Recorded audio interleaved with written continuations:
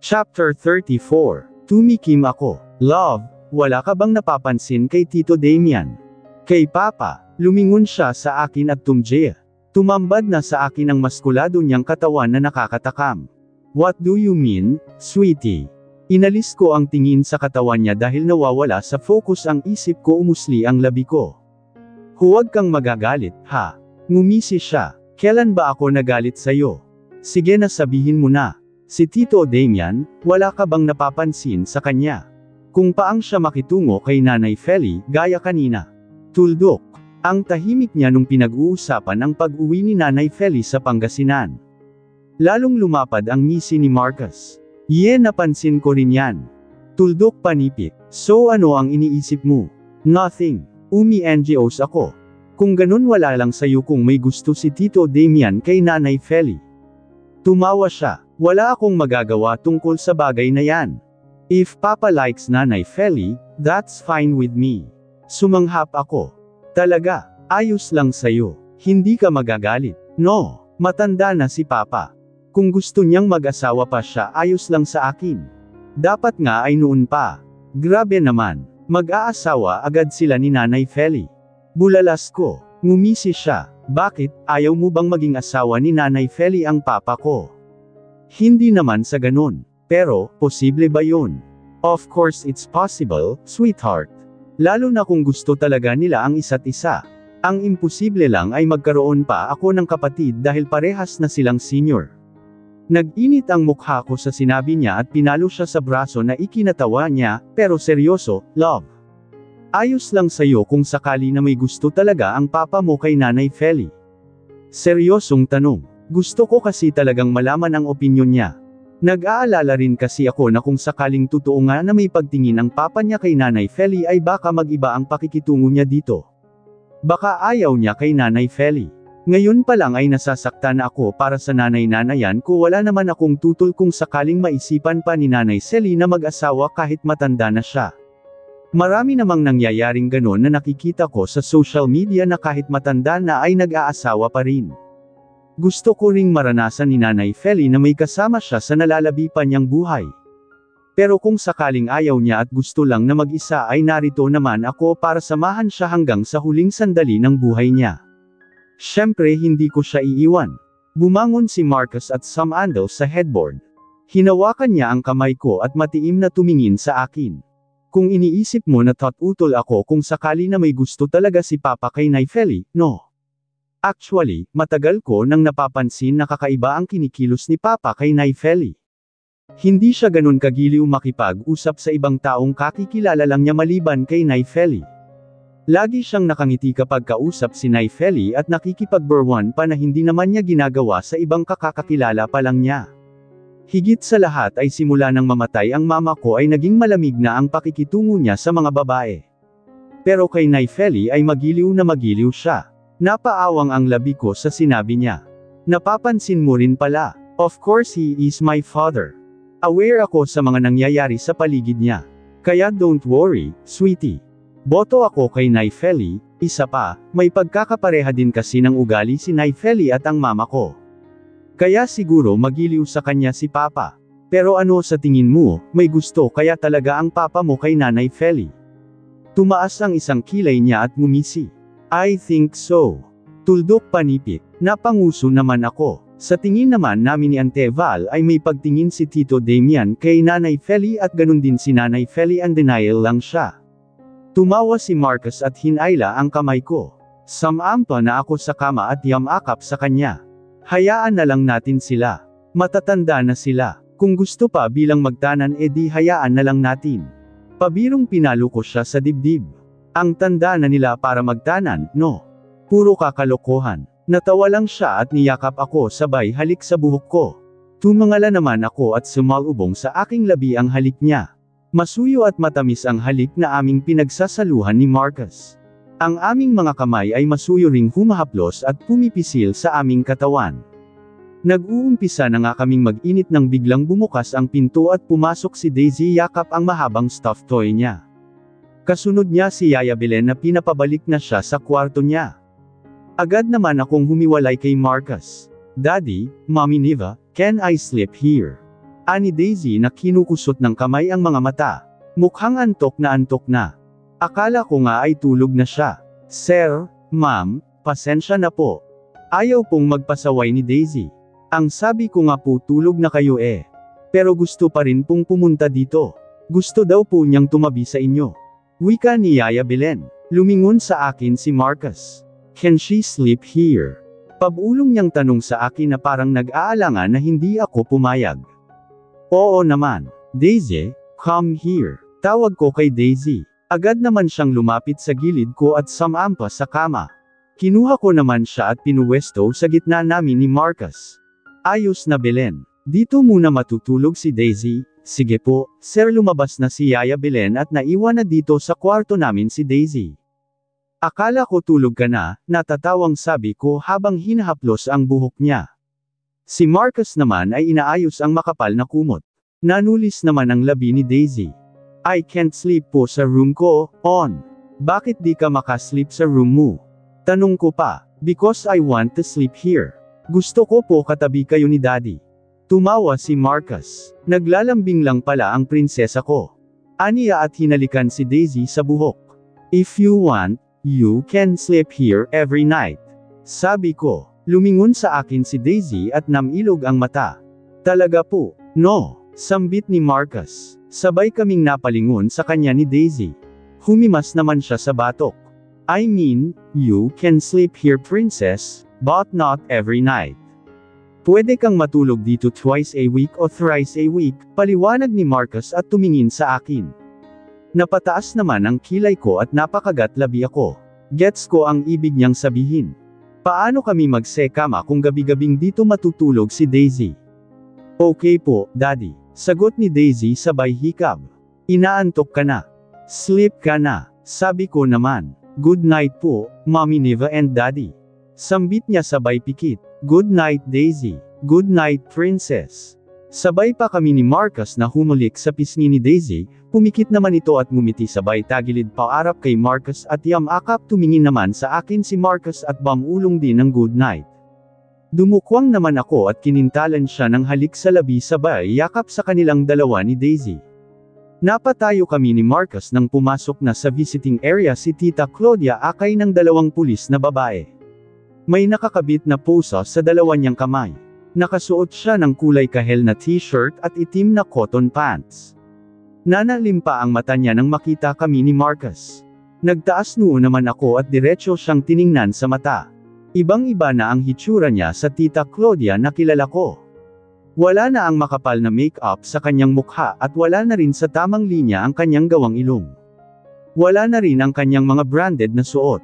Gayunpaman ay naroon pa rin ang madilim na aura na bumabalot sa kanya.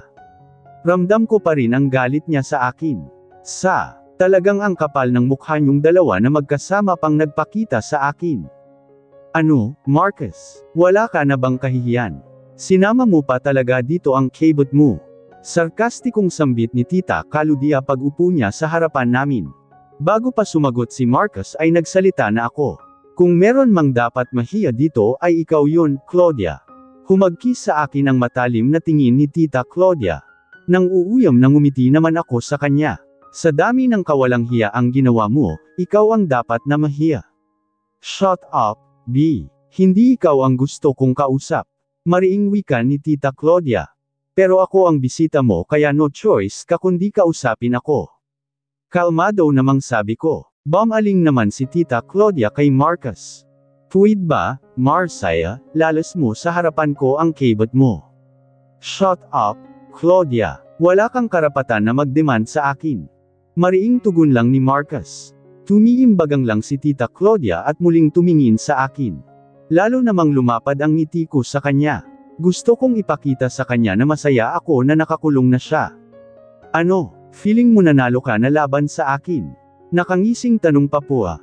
Yes, dahil finally, nakakulong ka na at nag-uumpisa ka ng magbayad sa mga kasalanan mo. Nanlisik na ang mga mata ni Tita Claudia. Ito ang tatandaan mo, Neva. Makakalaya ako at babalikan kita. Papatayin kita. Enough, Claudia. Huwag na huwag mo nang pagbabantaan pa si Neva kung ayaw mong dagdagan ko pa ang kaso mo. Isa pa ay malabong-malabo na ang sinasabi mong makakalaya ka pa. Mabibigat ang mga kaso mo. Habang buhay ka nang makukulong. Mariing turan ni Marcus. Lalo namang nanggalaiti sa galit ang mukha ni Tita Claudia. Damn you, Marcus. Tumiimbagang naman si Marcus. Damn you too. Walang-wala ang galit mo sa galit ko sayo. You deceived me. Kaya nararapat lang sayo ang sitwasyon mo ngayon. Ika nga sa kasabihan, Claudia. You reap what you sow, tugmang-tugma sayo ang kasabihan na yan. Kung naging mabuti ka lang sanang tao hindi mangyayari sayo yan. Dagdag ko pa, shut up. Senggal naman ni Tita Claudia sa akin sabay hablot sa buhok ko. Pero agad din siyang inawat ni Marcus at halos ihagis siya pabalik sa upuan. Lumapit naman ang dalawang pulis na babae at hinawakan siya sa balikat. Don't ever touch my fiancé or I will twist your neck. Galit na basta ni Marcus kay Tita Claudia. Fiancé. Hal, hindi kayo pwedeng magpakasal na dalawa dahil kasal pa rin tayo, Marcus. Tang-ayaw ni Tita Claudia na namumula na ang mukha sa galit. Malapit nang mapawalang bisa ang kasal natin, Claudia, dahil sa panloloko mo sa akin. Yung pinaniwala mo akong anak natin si Daisy ay sapat na yung grounds na mapawalang bisa ang kasal natin. Thanks to Jessie dahil inamin niya sa akin ang panloloko mo. But sad to say damay din siya sa kaso dahil katuwang mo siya sa panloloko sa akin. Umiling-iling si Tita Claudia. No, hindi ako papayag na magpakasal ka dyan sa kabot mo, Marcus. Anak natin si Daisy.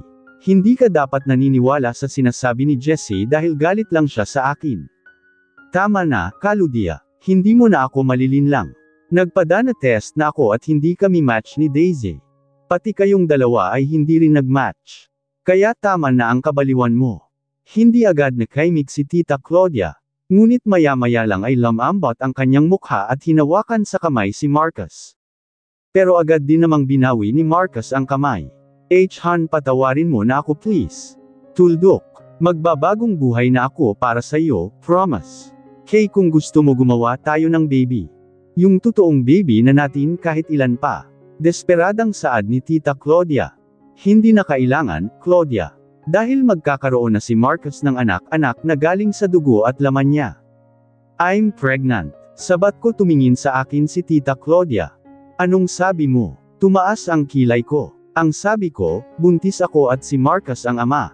Magkakaroon na siya ng tunay na anak sa akin. Yumigting ang panga ni Tita Claudia ay muling nanlisik ang mga mata sa akin.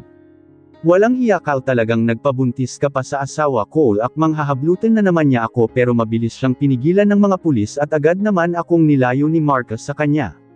Dahil mahal ko si Marcus. Handa akong ibigay ang anumang makakapagpaaya sa kanya. Ako na ngayon at ang baby ko ang bagong pamilya ni Marcus. At ikaw Tita Claudia, habang buhay ka nang nasa piitan. Mabubulok ka sa kulungan. Pagdudusahan mo ang kasalanan mo. Kaya kung ako sayo, magsisi ka na. Pagsisisihan mo ang mga kasalanan mo sa loob ng piitan. Baka sakali sa purgatorio ka mapunta at hindi sa impyerno. Mariing sambit ko at sinuklian ng matalimding tingin ang tingin niya. Galit nang nagsisigaw si Tita Claudia habang nanlilisik ang mga matang nakatingin sa akin. Para na siyang baliw na pinagmumura ako. Nagwawala na rin siya sa hawak ng dalawang pulis at gusto akong sugurin. Kaya lumapit na ang ibang pulis at nilabas na siya sa visiting area. Kahit hanggang makalabas na siya ay dinig ko pa rin ang galit na sigaw niya at malulutong na mura sa akin. Isang mabigat na hininga ang pinakawalan ko. Mabigat pa rin sa dibdib na makausap si Tita Claudia lalo pa at wala akong nakikitang pagsisisi sa kanya. Hinawakan ako ni Marcus sa dalawa kong braso. Are you okay? Nag-aalalang tanong niya. Tumanggo naman ako. I'm okay, love. Bigla lang akong na-stress kay Tita Claudia. Antong hininga siya. Ang mabuti pa ay umalis na tayo dito. Bawal sayo ang ma-stress sabi ng doktor mo. Tumanggo ako kay Marcus at inakay na niya ako palabas ng visiting area. Nilapitan ko si Papa na nasa veranda at tila may tinatanaw na pangisi ako nang makitang si Naifeli pala ang tinatanaw niya na pa sa garden at tumutulong sa pag-ice spray ng mga orchids. Tumikim ako. 4/6 na palingon naman sa akin si Papa. Ikaw pala, Marcus. Aniya na mukhang nagulat nang makita ako. Mukhang ang lalim ng iniisip nyo, Papa. Turan ko. Antong hininga siya. May naaalala lang ako, anak. Si mama ho, ba? Tanong ko. Kapag ganito kasing nag-iisa siya at nakatanaw sa malayo ay alam kong iniisip niya si mama. Ang kaibahan nga lang ngayon ay nakatanaw din siya kay Nay Feli. Oo, naaalala ko siya kay Feli. May pagkakaparehas sila ng ugali at parehas ding mahilig sa halaman lalo na sa orchids. Ngumisi ako. Akala ko ay kailangan ko pa siyang tanungin tungkol kay Nanay Feli.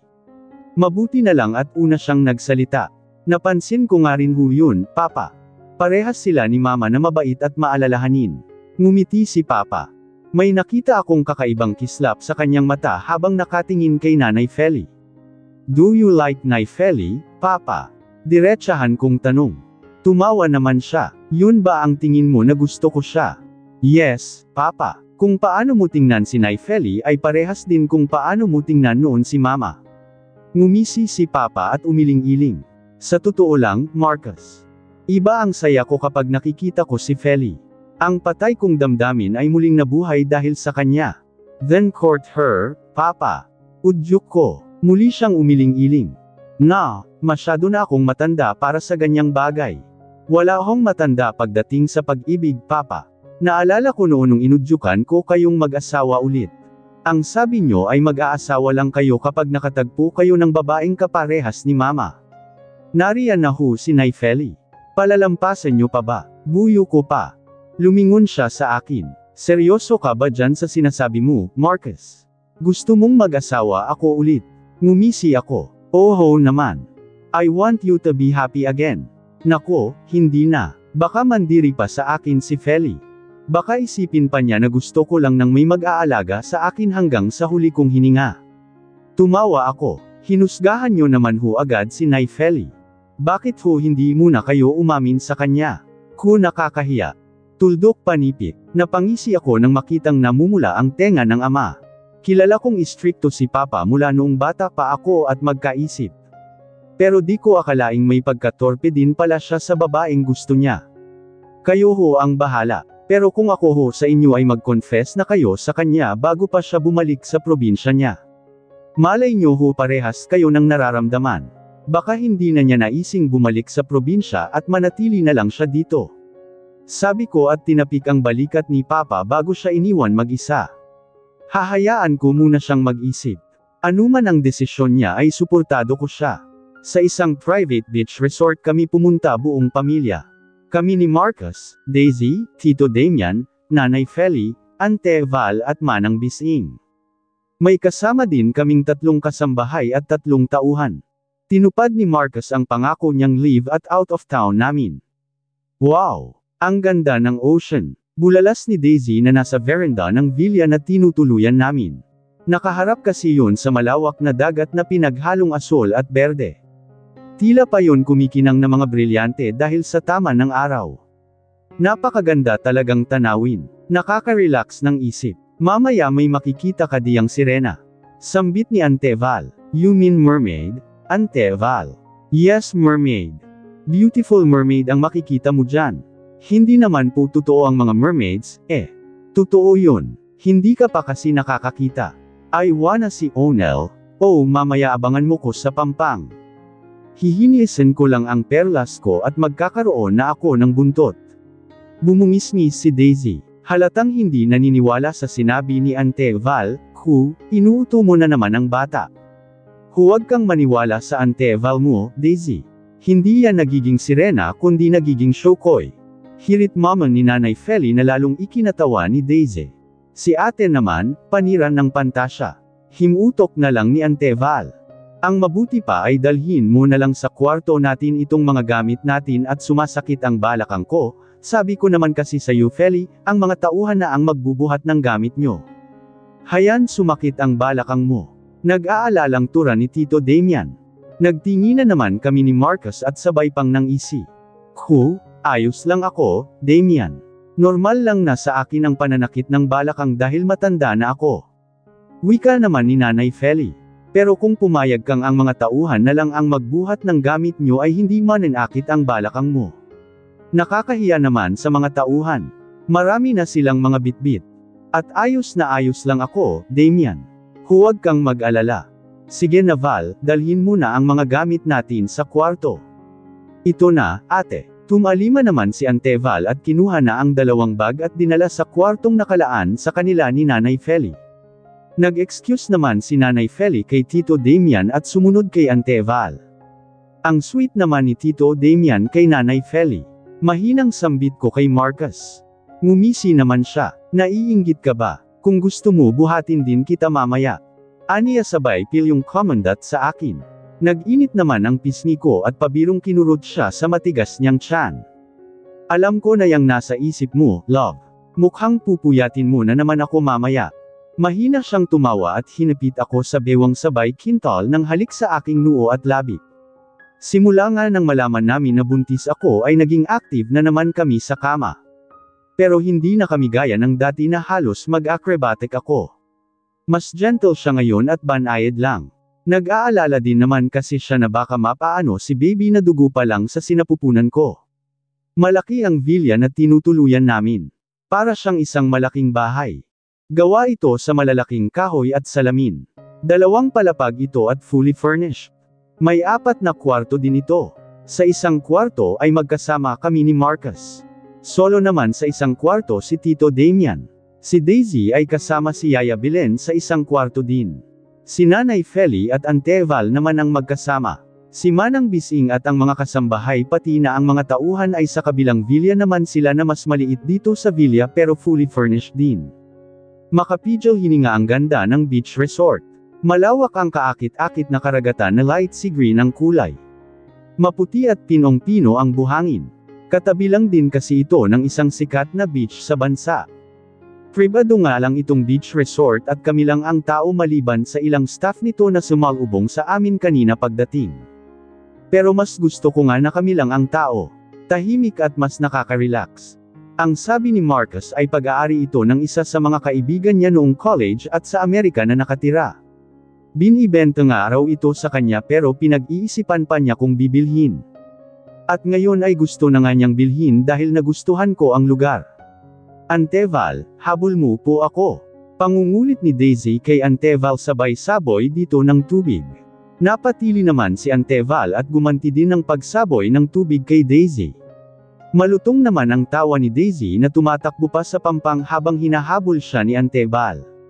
Talagang hindi siya nagpaawat sa amin ni Marcus sa pagsuswimming sa dagat.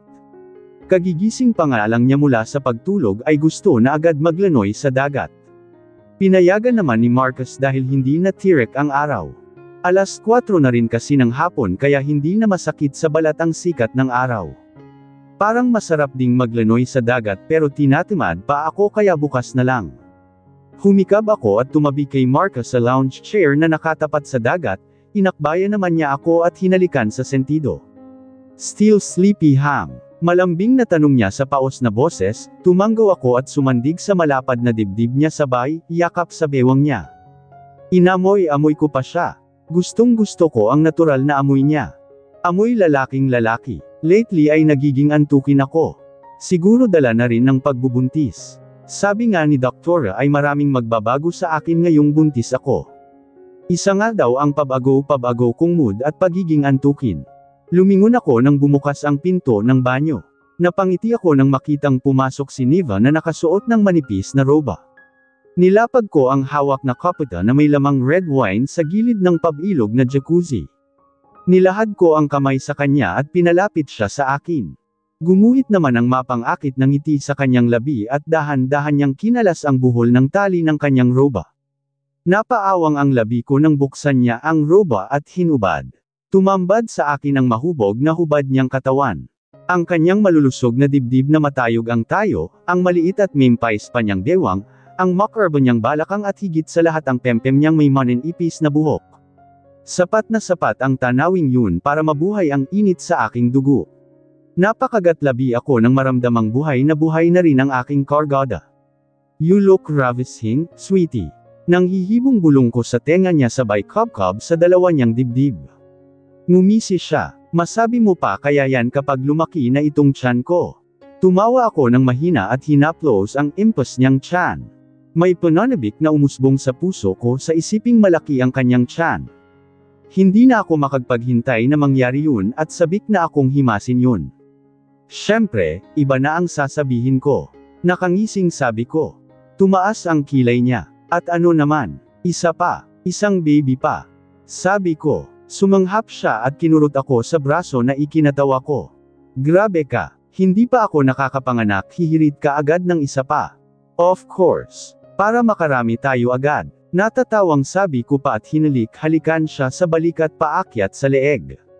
Gusto kong magkaroon ng maraming anak sa kanya. Siguro ay 5 o 6. Pero depende pa rin sa kanya kung ilan lang ang gusto niya dahil siya naman ang magbubuntis at mangganganak. Hinawakan ni Niva ang pisngi ko at siniil ako ng halik sa labi na akin namang tinugon. Magaan at masuyo ang halikan namin. Nilalasap namin ang tamis ng aming labi. Love you. Anas niya sa pagitan ng halikan namin. I love you. Yamakap si Niva sa akin at sinondig niya ang ulo sa aking balikat habang habol ang hininga. Hinaplos-haplos ko naman ang kanyang likod at halikan ang kanyang buhok. Nagangat siya ng mukha at sinalubong ang labi ko. Hinawakan ko naman ang gilid ng kanyang leeg at nilaliman ang halik. Stand up, sweetie. Malambing kong anas, nahugot ang kargado ko sa kanyang lagusan nang tumayo siya. Tuniay rin ako at pinahit siya patalikod, giniya ko siya sa gilid ng jacuzzi at alayang tumuwad doon. Lalong nagwala ang kargado ko sa posisyon niya na yun. Hinimas-himas ko ang bilugang puwitan niya at pinisil ko ito. Malambot ito at masarap sa kamay. Sobrang ganda talaga nitong lugar. Bigla ko tuloy na miss ang pangisanan. Wika ni Anteval habang kumakain na kami dito sa labas ng villa na kaharap ang dagat. Kagagaling lang naming maglanoy sa dagat. Naiwan pa si Daisy sa pampang na namumulot ng mga seashells at nilalagay yun sa timbang maliit na hawak. Nakasunod naman sa kanya si Yaya Belen. Si Marcus naman ay nasa di kalayuan at kausap si attorney sa phone. Ako rin po, auntie. Namiss ko rin ang Pangasinan. Kapag hindi na ulit masyadong busy si Marcus sa opisina ay yayayain ko siyang umuwi doon. Sabi ko habang nilalantakan ang inihaw na malaking isda. Sariwang-sariwa ito dahil bagong huli ayon sa staff kaya malinamnam at manamis-namis pa ang lasa. Ay mainam yan, para naman makita niya ang ganda ng probinsya natin. Pagsang-ayon ni Anteval na ang binabanatan namang pagkain ay inihaw na baboy. At taba pa talaga ang tinitira niya. Ngumisi ako. Dahan-dahan lang po sa pagkain ng taba, auntie. Baka bigla kayong mag-collapse dyan. Biro ko, hindi yan. May baon naman akong gamot at may fresh pineapple juice naman. Tumawa kami ni Manang Bising. Kahit na, maghinay-hinay ka pa rin at delikado. Paalala pa ni Nanay Bising, heto na nga at itong gulay na ang lalantakan ko para balance. Napailing-iling na lang ako. Hindi naman matigas ang ulo ni Anteval pero minsan ay mahirap din talagang labanan ang tukso, mabuti na lang talaga at wala pa si ate. Speaking of ate, saan na ba siya? Ang sabi niya kukunin niya lang yung salad na ginawa niya pero ang tagal niyang makabalik. Turan ni Anteval at Laminga sa villa. Pati ako ay Laminga din. Sa gutom ko ay hindi ko na napansin na hindi pa nakakabalik si Nanay Feli. Ngunit ilang sandali lang ay lumabas na si Nanay Feli na may dalang malaking bowl na may lamang salad na ginawa niya. Kasunod niya si Tito Damian na pinapagulong ang wheelchair. Nag-uusap sila at parehas nakangiti. Kaya naman pala natagalan ang nanay mo, Niva. Nakipag-bib time pa yata sa senior. Malisyosong wika ni Anteval na ikinatawa ko na lang. Nasasanay na nga rin akong nakikitang madalas mag-usap si Nanay Feli at Tito Damian nang solo lang sila. Parehas silang may ngiti sa labi. Halatang masaya na kausap ang isa't isa. Nakalapit na sa amin si Nanay Feli at Tito Damian. Tinawag ko naman si Daisy at Yaya Belen para kumain na rin. Maya-maya pa ay lumapit na rin si Marcus. Tinawag ko din ang mga kasambahay at tauhan para sumabay na rin sa amin. Mas masaya kasi kapag marami kaming kumakain. Lumingon ako kay Marcus nang subuan niya ako ng binalatan niyang hipon. Sinubuan ko rin siya ng kinakain kong inihaw na isda. Hindi naman nagpatalo si Daisy at nagpasubaw din sa amin. Nagkatinginan kami ni Marcus pag-upo namin sa malapad na couch dito sa living area ng villa. Pauwi na kami ngayon sa Manila. Tapos na ang 3 araw naming bakasyon dito sa private beach resort. Pero bago kami uuwi ay may sasabihin daw si Tito Damian na importanteng bagay. Anong sasabihin ni Tito, love? Bulong ko kay Marcus. I have no idea, sweetheart. Bulong din niya sa akin. Ano ba kasing meron? Akala ko ay aalis na tayo.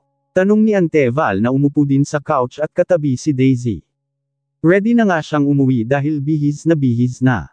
May sasabihin daw pong importanteng bagay si Tito Damian, auntie.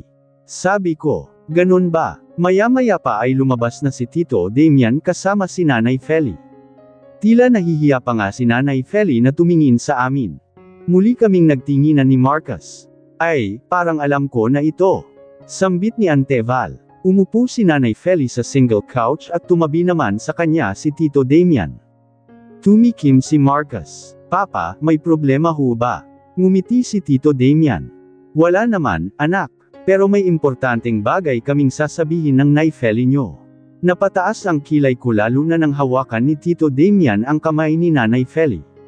Damian, parang nakakahiya. Dinag kong bulong ni Nanay Feli. Huwag ka nang mahiya. Nagtinginan muli kami ni Marcus. Parang may ideya na ako kung ano ang nangyayari. Tumikim si Tito Damian kaya tumuon ang tingin naming lahat sa kanya. Matiim naman ang tingin niya sa amin habang si Nanay Feli ay hindi naman makatingin ng diretsyo sa amin. Marcus, Niva, Val, gusto lang naming ipaalam sa inyo na may ugnayan na kami ni Feli. Sabay pa kaming sumanghap ni Ante Val sa sinabi ni Tito Damian. Hi Jusco, totoo ba senyor, ate? Bulalas ni Ante Val na tinaptap pa ang bibig. Oo, Val, tugon ni Tito Damian. Ugnayan as in relasyon. Ganun ba, senyor? Paninigurado pa ni Ante Val. Ganun na nga Val. Natatawang wika na ni Tito Damian. Muling sumanghap si Ante Val. Kung ganun ay talagang may nobyo na si ate for the very first time. Hi! Thank you Lord. At least bago man lang mawala sa mundong ito si ate ay mararanasan niya ang umibig. Hi! Ang saya-saya ko para sa iyo, ate. Turan ni Ante Val na tila kinikilig pa. Nahihiyang ngumiti naman si Nanay Feli at tumingin sa akin. Ngumiti naman ako at kinilig para sa kanila. Masayang masaya po ako para sa inyo, Nay, sabi ko. Salamat, anak. Congratulations Papa, Nay Feli. Masaya din ako para sa inyo. May duty naman ho at nagkasundo kayo. Nakangising wika ni Marcus. Nag-usap kami ng masinsinan kahapon ni Feli at nagkapminan ng 2/5 damdamin. Dahil parehas naman kami ng nararamdaman ay napagpasyahan naming maging magkasintahan. Turan ni Tito Damian na may ngiti sa labi at tumingin pa kay Nanay Feli na namumula naman ang mukha. Nagulat kami nang biglang tumili si Ante Val. Iba talaga ang alindog mo, ate. Biruin mo sa edad mo na yan ay nabihag mo pa ang puso ng senior. Kung sa bagay, maganda ka pa rin naman kahit medyo nalipasan na ng panahon. Kung sana lang ay hindi ka na menopause ay may pag-asang magkaroon pa ako ng pamangkin. Lalong namula ang mukha ni Nanay Feli sa winika ni Ante Val. Sinaman din niya ito ng tingin at inamban ng kurot. Natawa naman kami pati na ang senior. Masaya kaming lahat para kay Tito Damian at Nanay Feli. Pinapatunayan lang nila na walang edad ang pag-ibig. Suportado namin ni Marcus ang relasyon nila. Panay pa nga ang biro ni Ante Val kay Nanay Feli. Nag-out of town ng single, pag-uwi ay may jowa na. Pagdating sa mansyon ay pinag-usapan namin ang magiging setup ng bagong magkasintahan. Mapopostpone ang pag-uwi ni Nanay Feli sa Pangasinan dahil sa pakiusap na rin ni Tito Damian. Pero sa pag-uwi niya ay sasama si Tito Damian para makilala ang iba pang kamag-anak ni Nanay Feli. Siguradong magugulat din ang mga ito kapag nalamang may boyfriend na si Nanay Feli. Pinahit ko ang doorknob at tinulak ang pinto ng bahagya. Sumilip ako sa loob at nakita ko si Marcus na abala sa kaharap na laptop, seryosong seryoso pa ang kanyang mukha at nakakunot pa ang noo. Ngumiti ako at kumatok sa pinto ng 2 beses. Nagangat siya ng tingin at ngumisi nang makita ako. Come in, sweetheart, aniya. Pumasok na ako at sinarado ang pinto. Lumapit ako sa kanya at humawak sa balikat niya, kauuwi lang natin pero laptop agad ang kaharap mo. Sambit ko at tumingin sa laptop. Pero hindi related sa trabaho ang nakita ko. May picture doon ng isang babae na medyo may edad na. Maputi siya, medyo malusog at may pagka-chinita. May matamis siyang ngiti sa labi at may dimples sa kaliwang pisngi. Sa ibaba ng picture ay mga impormasyon tungkol sa kanya. Bumantong hininga si Marcus at tumingin sa akin. Nakita niyang nakatingin ako sa laptop. Sino siya? Tanong ko. Siya ang biological mother ni Daisy. Umawang ang labi ko at pinakatitigan pa ang mukha ng babae sa laptop. Nakikita ko nga na may pagkakahawig sila ni Daisy. Nahanap mo na pala ang biological mother ni Daisy. Nagkita na kayo? Tanong ko. Umiling siya. May ilang linggo na itong pinadala sa akin ng private investigator na inupahan ko sa email ko. Ngayon ko lang binuksan. Tugon niya at nagpakawala ng mabigat na hininga.